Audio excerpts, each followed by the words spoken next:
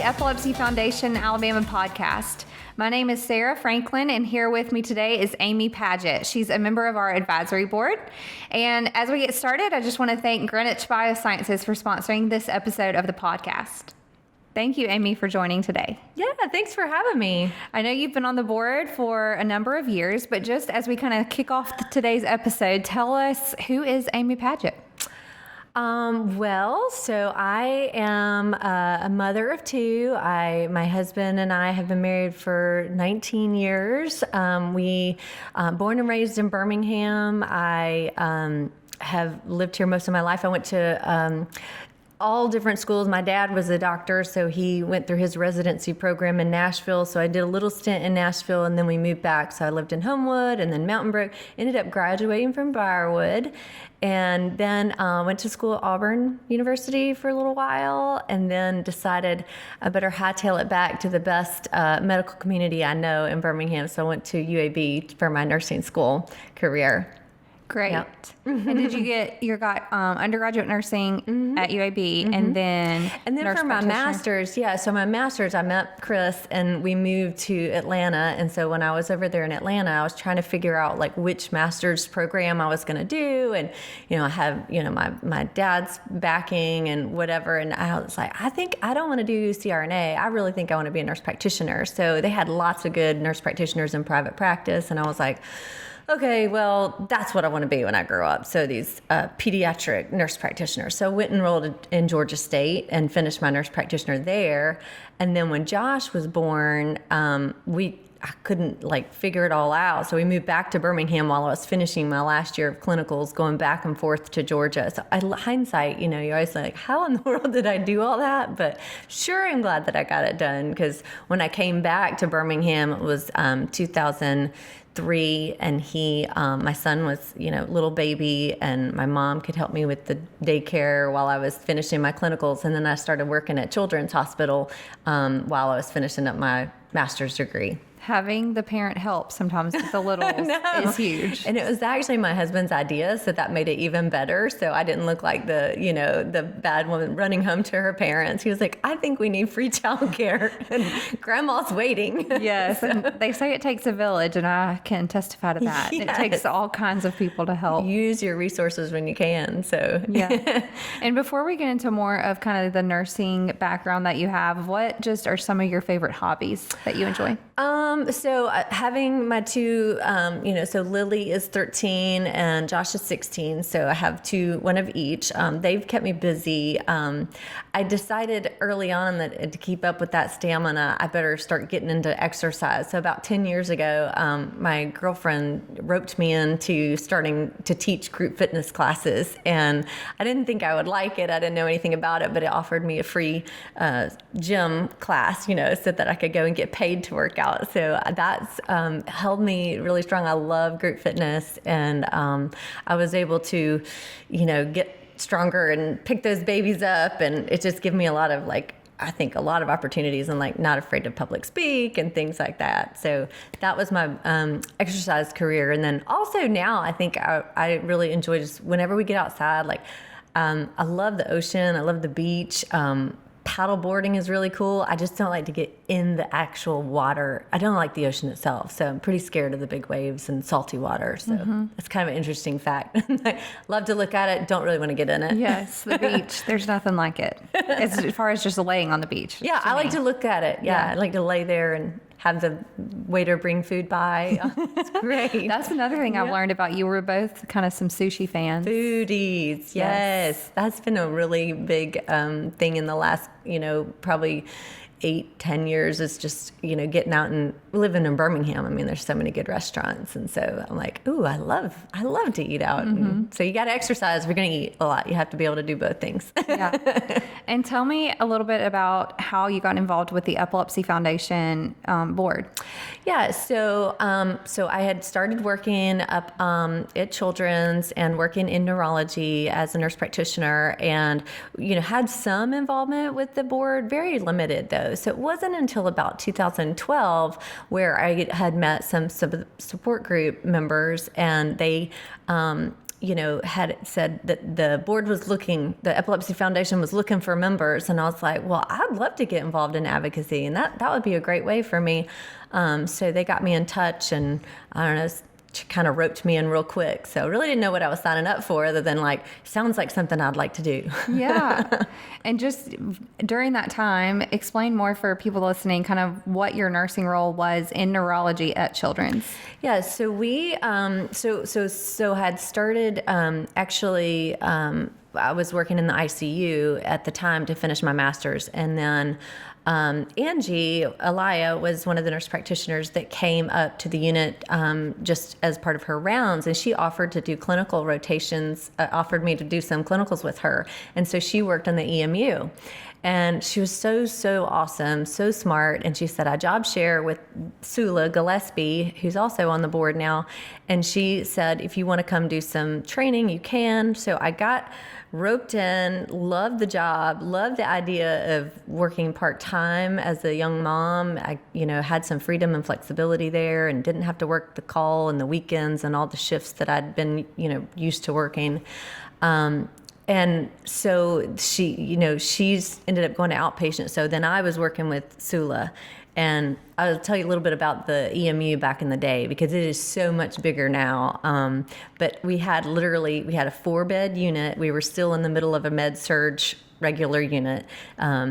Each of those little beds were so close, and literally Sula and I had a closet, but we were never there at the same time. Mm-hmm. So our closet/office was fine. It was basically you and the doctor for the day that was reading.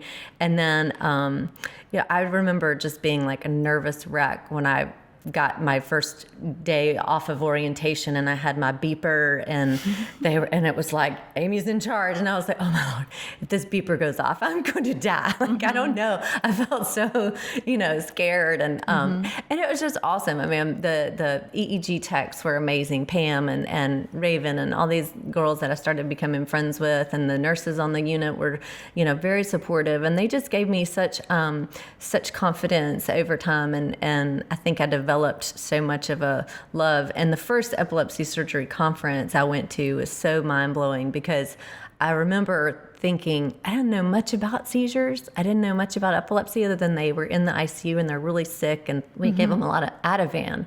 And so when I went to the surgery conference and I saw what we could do, epilepsy surgery and all the MEG and the SPECT and the PETs and the MRIs and all this testing, that we could actually, intervene and change these people's outcome, was just really amazing to me. And I think it was really funny, because I got really jazzed. I'm like, wow, this is incredible. And the Sula and Sarah was another nurse practitioner friend, and she's like, oh, she's in the honeymoon phase. I'm like, new job, new love. I'm like, yes. It's it, but it really kind of sticks, Like, I think when it's your love, like, I really just still feel that way, kind of like, it's amazing to me, the stuff that we've been able to do. And I've only been in it for, since 2005. Yeah, say, so 15 years. Yeah, it's crazy. So far. Things that we've learned that can help the brain and control seizure activity in a lot of cases. Right. So still a long way to go, but. Right. And we're really fortunate to have such a very strong, devoted epilepsy world Center here in Birmingham. Absolutely. Yeah, set up. Like, I think UAB and Childrens is just, one of the finest establishments. And there's been a lot of passion and research that's helped further that. So I'm excited about being a part of that. And tell me, too, just your history of the center. So you talked about it was 4 EMU beds, and now we have the big children's campus. Was it the hospital building project that allowed the EMU to be bigger? Yes. So part of that building project was definitely like, we had to, work our way in and say, they wanted to design it. But it was really awesome, because that now it's 10 beds for the children's side, and that matches the 10 beds that they have at the UAB side too.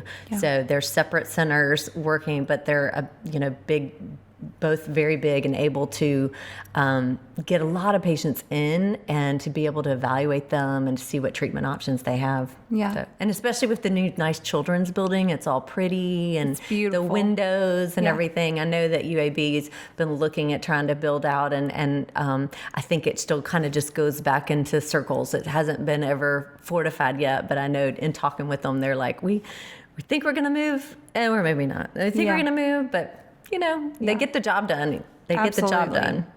And I know I've been up to both EMUs with you, just in being able to see the different facilities and units and how, the dedicated nurses that are there.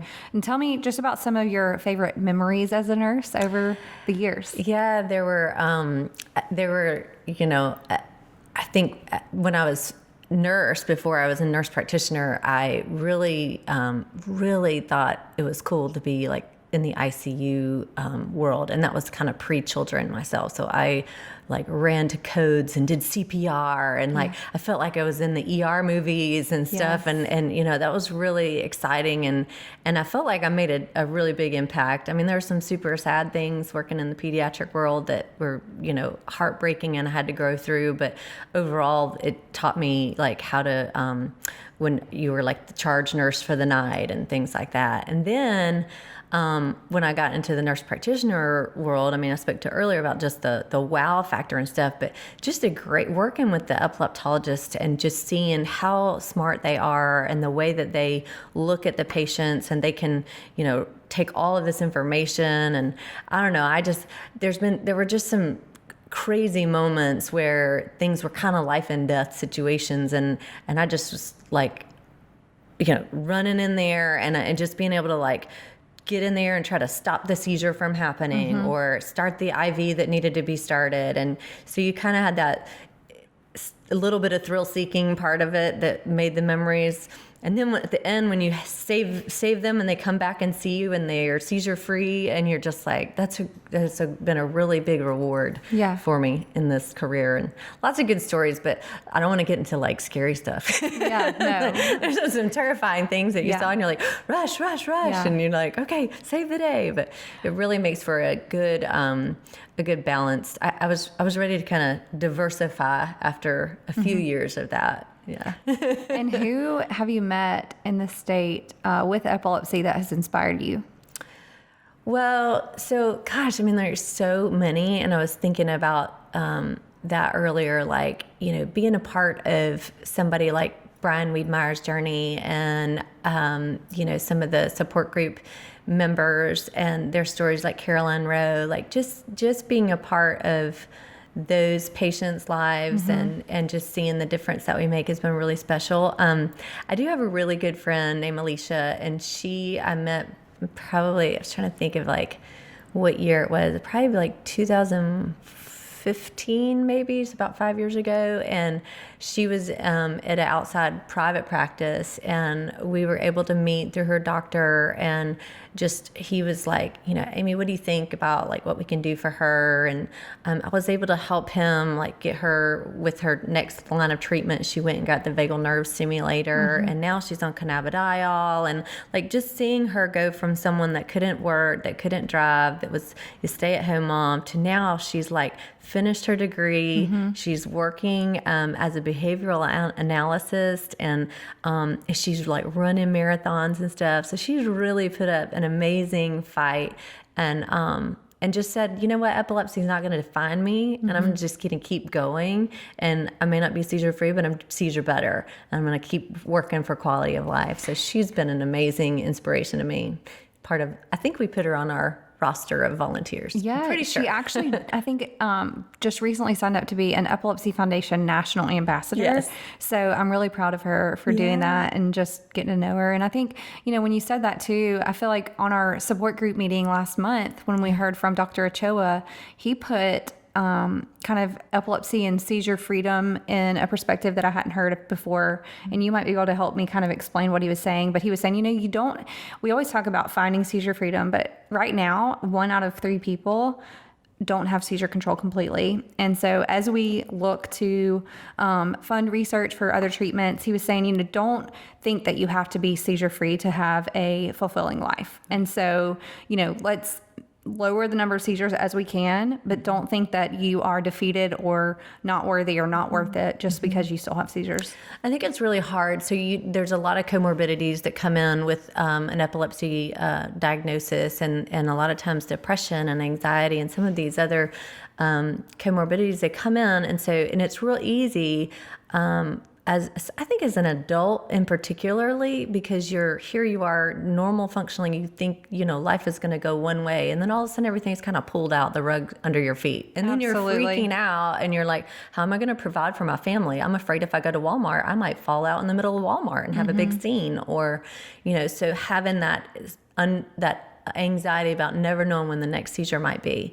Or you may be afraid that, hey, if I go to sleep, what if I don't wake up the next morning? Like, I think I'm controlled, but what if I miss my medicine in? So there's a lot of different things that go, and it would be real easy for, I think, for myself, if it were me, to feel like, this is just my life. Like, I'm just disabled and I'm never going to get better. And, we have to really, so part of what is so exciting about our journey as a foundation is just bringing that hope and bringing that epilepsy awareness and showing all the things that we can do and that you can do. And as a, former practitioner and still in the community as an advocate, I push for people to never quit looking for the answers and to always keep searching. And I don't think any one treatment option or therapy should be, not discussed. It just has to be tailored to see what's appropriate. And I think seizure better is a good word. I mean, we talk about quality of life, but gosh, I mean, if we can get to the place where we can get those seizures gone, that's definitely the win. Right. We don't stop. Yeah. Just keep fighting for it and just know that it doesn't have to define you. And even if you're never seizure free, we're still gonna keep fighting for it. And encouraging you through the struggles. Through it. Yeah, definitely. And any favorite Epilepsy Foundation memories since you've been on the board?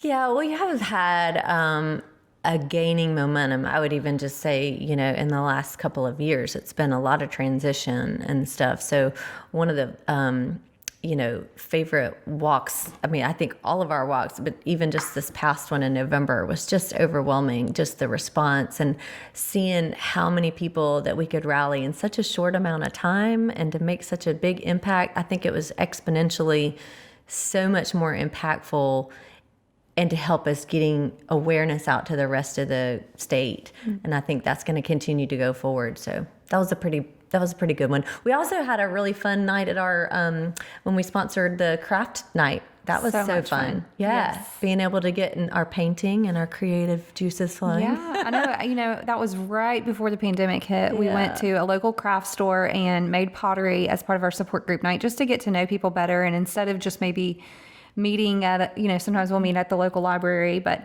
that one was a night of just kind of an activity, and that was really fun. So they think they really enjoyed it too. Yeah, and I think something like that again. When it's safe to gather in person again, I know we'll really be looking forward to those kinds of things, whether it's a kids crew day at Build-A-Bear or something like that. Like, there's so many great things that we can do to really rally around families and encourage them. And Top Golf. Yes. Can't wait for Top Golf. Yes. I'm terrible at it. I'm so terrible at it. I've never been to Top Golf. It's horrible. It's so hard. I will. Everyone can laugh at me, kind of swinging the club. They'll be laughing at me too. Yes. It's basically like bowling and golf. But they should just let you get a point for showing up. Like if you actually get the ball anywhere out there, I think you should get some kind of point. And sometimes you get nothing, and I'm like, that is just not fair. That is too funny. It's too hard. I think we're a lot alike, and even that way, maybe too. Yeah, competitive just a little bit. Well, give me a point. Or maybe just I don't know, not even. I'm certainly not athletic in that way, so I don't know. Yeah, but you want to win. I know you do, but you do want to get better at it. Sometimes when I'm bowling and stuff like that, I'm like, can we just go get our nails done? I don't even know if I want to bowl or anything like that. I don't even know if I want to do that. Nails are good too. I like nails. And now I know your passion is advocacy. What excites you about the future of research and development just in the epilepsy field? I mean, I think there's so much. I got to go, I've had the privilege of going to the annual Epilepsy Society meeting for the last couple of years, and it is just mind-blowing. It kind of makes me come home and feel like I'm really, really not smart.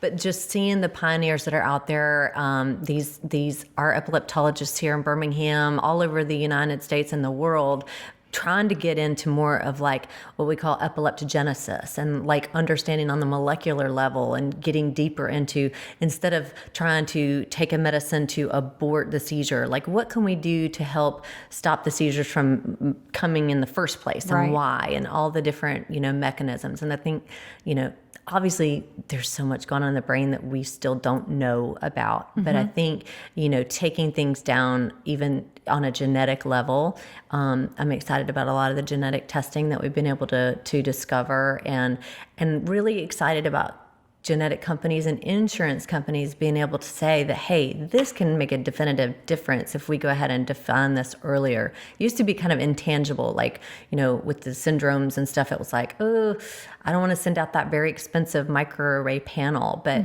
now we're seeing more and more that, hey, the sooner we find out exactly what this rare genetic thing is, then we may be able to tailor and customize more specifically to that individual patient. So, and then all the technology around, surgery and visual aids and VNS and neuromodulation and all these cool things. Like, I think it just opens up the, treatment trajectory for all these patients. So again, to our point of like, we don't stop, like, you may not like ketogenic diet, but hey, maybe modified Atkins could work for you. So those are really exciting things that I think we can really help as we engage more in our patients and we see where their needs are. I'm also really excited about the pilot with the on-demand for Birmingham, some of our transportation and ride-along support. I just feel like that's been such a need and something that's tangible for us to really get back to the patients and the people that are affected in our Epilepsy Foundation. I would love to expand that, and hopefully we can, get some real feedback and be able to continue it and move it maybe into other cities. Right. And I just want to thank you. From day one that I started this job just a few months ago, you were ready and willing to help us call past walk participants, introduce me to people in the state that I didn't know yet, whether that was other physicians or practitioners. And I just can't imagine these first few months without you. So thank you. And thanks for participating in this podcast. Been awesome. Yeah. And again, we just want to thank Greenwich Biosciences for sponsoring episode 4 of the podcast. Thank you, Amy. Thanks for having me. So have a good day. Again, we want to thank Greenwich Biosciences for sponsoring this podcast.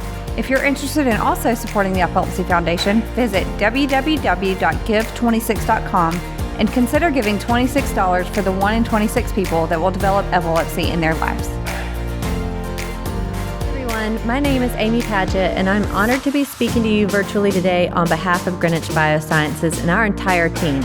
As a sponsor of these podcasts, Greenwich Biosciences is proud to partner with the Epilepsy Foundation for events like this to help people stay connected in this virtual environment. We are united in what we are trying to accomplish here today, to raise epilepsy awareness, to have a positive effect on care, on research, and on the lives of those who are impacted by seizures. There are so many families who wake up every day to the reality of epilepsy. There are people listening to this right now who have been fighting against it their entire lives. And there are others who are not able to join us today. But as a community, we will never give up the hope that in one day we will overcome the challenges of living with this disease. This is what drives us. You may know us best as the company researching and delivering FDA-approved cannabinoid medicines to help address serious conditions, but also know that our focus is you. Patients and families are at the center of everything we do, and we strive to make a positive and meaningful difference in their lives, in your lives. Today and every day, we are proud to be here with you, virtually and in real life, to raise awareness, take action, and continue the fight to end epilepsy. And thank you for allowing us to be a part of this event.